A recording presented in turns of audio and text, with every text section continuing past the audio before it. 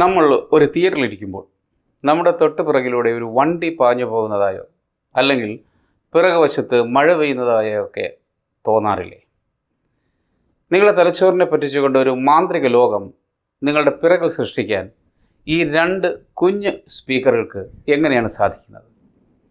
കഴിഞ്ഞ ആഴ്ച നമ്മൾ ഹോം തിയേറ്ററിലെ ഏറ്റവും പ്രധാനപ്പെട്ട സെൻറ്റർ ചാനൽ നിർമ്മിച്ചപ്പോൾ പലരും പറഞ്ഞു ഡീറ്റെയിൽസ് പോരാ എന്ന്. സത്യത്തിൽ ലെങ്ത് കുറയ്ക്കാൻ വേണ്ടി മേക്കിംഗ് ഡീറ്റെയിൽസ് കുറച്ചൊന്ന് ഫാസ്റ്റ് ഫോർവേഡ് ചെയ്താണ് പ്രശ്നമായത്. ചില സുഹൃത്തുക്കൾ വിചാരിച്ചു ഞാൻ എന്തൊക്കെയോ വിവരങ്ങൾ മനഃപൂർവ്വം ഒളിപ്പിച്ചു വെച്ചുവെന്ന്.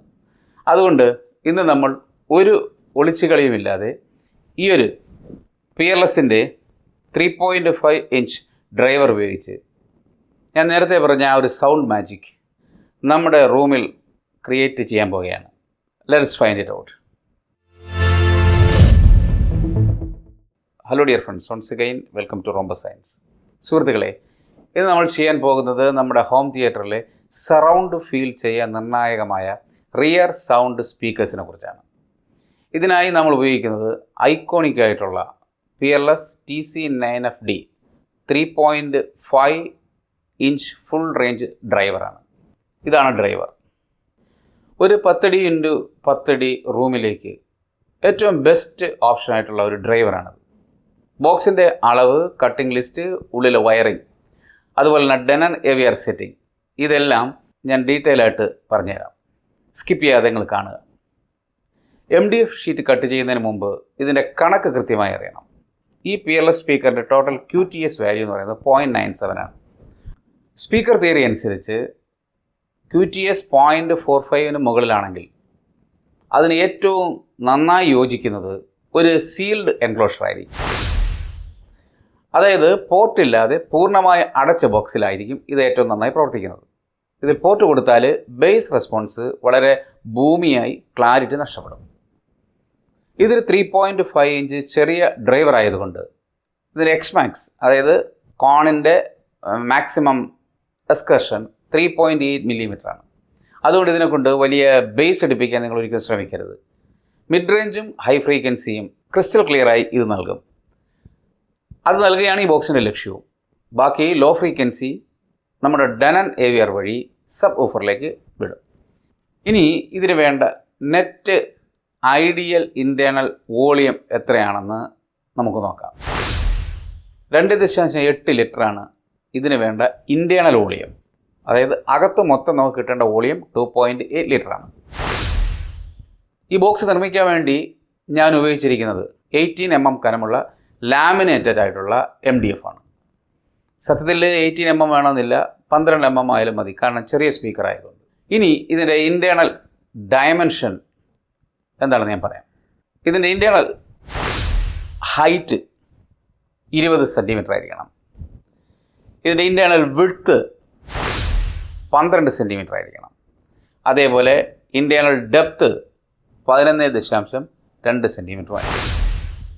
ഡ്രൈവറിൻ്റെ മാഗ്നറ്റ് ഈ ഭാഗം ഉള്ളിലേക്ക് ഇറങ്ങിയിരിക്കുമ്പോൾ വരുന്ന വോളിയം ഡിസ്പ്ലേസ്മെൻറ്റും കൂടെ കണക്കാക്കിയാൽ വോളിയം ഏകദേശം 2800 സെൻറ്റിമീറ്റർ ക്യൂബ് അഥവാ 2.8 ലിറ്റർ വരും.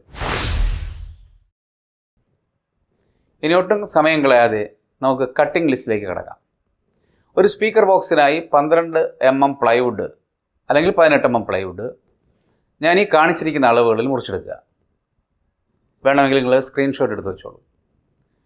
പാനലുകൾ ഓവർലാപ്പ് ചെയ്യുന്നത് കൊണ്ട് ഇൻറ്റേർണൽ അളവുകളേക്കാൾ 3.6 സെൻറ്റിമീറ്റർ കൂട്ടിയാണ് ഞാൻ എക്സ്റ്റേണൽ സൈസ് എടുത്തിരിക്കുന്നത്.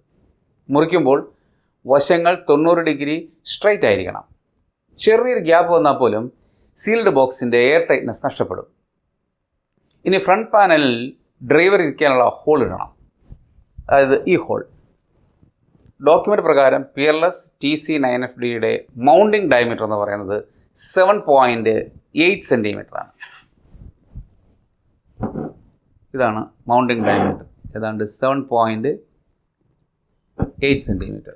7.8 സെൻറ്റിമീറ്റർ ആണ്. നിങ്ങളിത് കണ്ടോ? ഈ ഡ്രൈവർ കൃത്യമായിട്ട് ഇതിനുള്ളിൽ നമുക്ക് മൗണ്ടാക്കി വയ്ക്കാൻ കഴിയും. ഈ രീതിയിലിരിക്കും. ഇത് കണ്ടോ? ഡ്രൈവർ കറക്റ്റായിട്ട് ഇവിടെ ഫിറ്റായിട്ടിരിക്കുന്നുണ്ട്. ഇനി പിറകിലെ പാനലായിട്ട് നിങ്ങൾക്ക് സ്പീക്കർ ടെർമിനൽ ഘടിപ്പിക്കണം. ഞാനിവിടെ സ്പീക്കർ ടെർമിനൽ ഘടിപ്പിച്ചിട്ടില്ല, പകരം ഒരു ഹോള് മാത്രമാണ് ഇട്ടിരിക്കുന്നത്. ഈ ഹോളിലൂടെ വയറ് കടത്തി സ്പീക്കറിൽ നേരിട്ട് സോൾഡർ ചെയ്ത് ഉറപ്പിക്കുകയാണ് ചെയ്യുന്നത്. വയറ് കടത്തുമ്പോൾ ഒന്ന് ശ്രദ്ധിക്കണം, ആ ഹോള് നിങ്ങൾ ഗ്ലൂ എങ്ങാനോട്ട് അടച്ചിരിക്കണം. ആ ഹോൾ അതേപോലെ വെറുതെ ഇടാൻ പാടില്ല, കാരണം ആ ഹോളിലൂടെ എയർ ലീക്ക് ചെയ്ത് വരും. ഇനി ഒരു പ്രധാനപ്പെട്ട കാര്യം, ഇവിടെ ഞാൻ വുഡ് ഗ്ലൂ ധാരാളമായിട്ട് ഉപയോഗിക്കുന്നുണ്ട്. പാനലിൻ്റെ ഇടയിലൂടെ ഗ്യാപ്പിലൂടെ ഈ വുഡ് ഗ്ലൂ പുറത്തേക്ക് വരുന്നെങ്കിൽ അതൊരു നല്ല സിംറ്റമാണ്. അവിടെ വായു കടക്കാത്ത രീതിയിൽ ബോണ്ടിങ് വന്നിട്ടുണ്ടെന്നാണ് അർത്ഥം.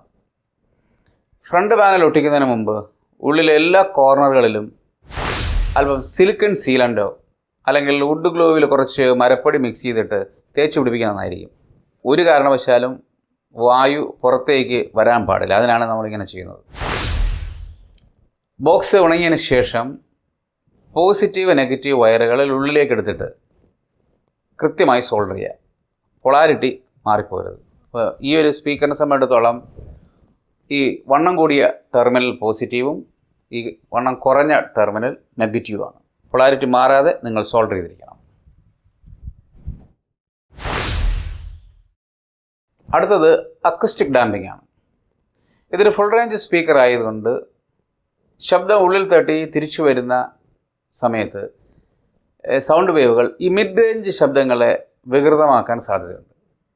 അതുകൊണ്ട് നമ്മൾ സ്വല്പം പോളിയസ്റ്റർ ഫൈബർ അഥവാ പോളിഫൈബർ എന്ന് വിളിക്കും, അത് ഇതിൻ്റെ വശങ്ങളിൽ ഫിക്സ് ചെയ്യുന്ന നന്നായിരിക്കും. കുത്തി നിറയ്ക്കാൻ പാടില്ല. കനം കുറഞ്ഞ പാളി നമ്മൾ വശങ്ങളിൽ ഒട്ടിച്ചു വെച്ചാൽ മാത്രം മതിയാകും. ഈ പോളിഫിൽ എന്ത് ചെയ്യുന്ന പറഞ്ഞാൽ ശബ്ദതരങ്ങളെ അബ്സോർവ് ചെയ്ത് സൗണ്ട് എനർജിയെ ഹീറ്റ് എനർജിയാക്കി മാറ്റുന്നു. ഈ ഫ്രണ്ട് പാനൽ ഫിക്സ് ചെയ്തതിന് ശേഷം വയറുകൾ ഡ്രൈവറിൻ്റെ ടെർമിനലുകളിൽ കൃത്യമായി പൊളാരിറ്റിയിൽ സോൾഡർ ചെയ്ത് ബോക്സിലേക്ക് സ്ക്രൂ ചെയ്യുക. അപ്പോൾ അങ്ങനെ ബോക്സിലേക്ക് സ്ക്രൂ ചെയ്തിരിക്കുന്നതാണ് ഞാനിവിടെ കാണിച്ചിരിക്കുന്നത്. ഓക്കെ, സ്പീക്കറുകൾ റെഡിയായി.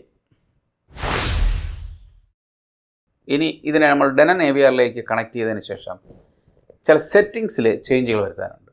ആദ്യത്തെ സെറ്റിങ്സ് ഇതാണ്. നിങ്ങൾ മാനുവൽ സെറ്റപ്പിലേക്ക് കടന്ന് സ്പീക്കർ കോൺഫിഗറിലേക്ക് കയറിയതിന് ശേഷം ഈ സറൗണ്ട് സ്പീക്കർ കോൺഫിഗറേഷൻ സ്മോൾ എന്ന് മാറ്റുക. അതിനുശേഷം ക്രോസ് ഓവറിലേക്ക് കടന്ന് ക്രോസ് ഓവർ ഫ്രീക്വൻസി ഒരു 110 ഹെർട്സോ 120 ഹെർട്സോ ആക്കുക. അതിൽ താഴെയുള്ളത് കൊടുക്കരുത്, കാരണം ഇതിനകത്ത് ആ ഫ്രീക്വൻസികൾ താങ്ങാനുള്ള ശേഷിയില്ല. ഇതുകൊണ്ടുള്ള ഗുണം എന്താണെന്ന് വെച്ച് കഴിഞ്ഞാൽ സിനിമകളിൽ 120 ഹെർട്സിന് താഴെയുള്ള വലിയ ബേസ് ശബ്ദങ്ങളെല്ലാം ഡെനൻ ഓട്ടോമാറ്റിക്കായി സബ് ഊഫറിലേക്ക് തിരിച്ചുവിടും.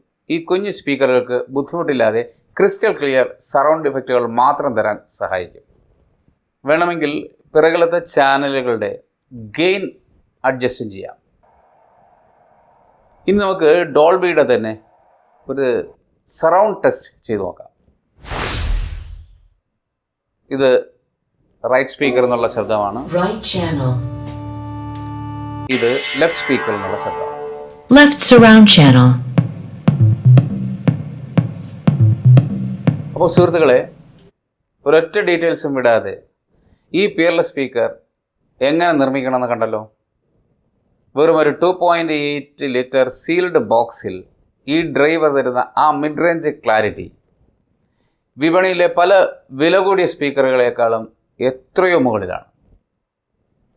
കട്ടിംഗ് ലിസ്റ്റും ഡീറ്റെയിൽസും ഞാൻ ഡിസ്ക്രിപ്ഷൻ ബോക്സിൽ കൊടുത്തിട്ടുണ്ട്. വീഡിയോ നിങ്ങൾക്ക് ഉപകാരപ്പെട്ടെങ്കിൽ ലൈക്ക് ചെയ്യുക. സംശയങ്ങൾ എന്തെങ്കിലും ഉണ്ടെങ്കിൽ കമൻറ്റ് ബോക്സിൽ രേഖപ്പെടുത്തുക, ഞാൻ തീർച്ചയായിട്ടും മറുപടി നൽകുന്നതായിരിക്കും. ഇനി ഇഷ്ടപ്പെട്ടെങ്കിൽ ഈ ചാനൽ നിങ്ങൾ സബ്സ്ക്രൈബ് ചെയ്യാൻ മറക്കരുത്.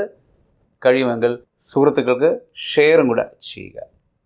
ഇനി ഇതുപോലുള്ള മറ്റൊരു ഓഡിയോ റിലേറ്റഡ് വീഡിയോയുമായി അടുത്ത ദിവസം കാണാം. അതുവരെ വളരെ നന്ദി, നമസ്കാരം. Thank you.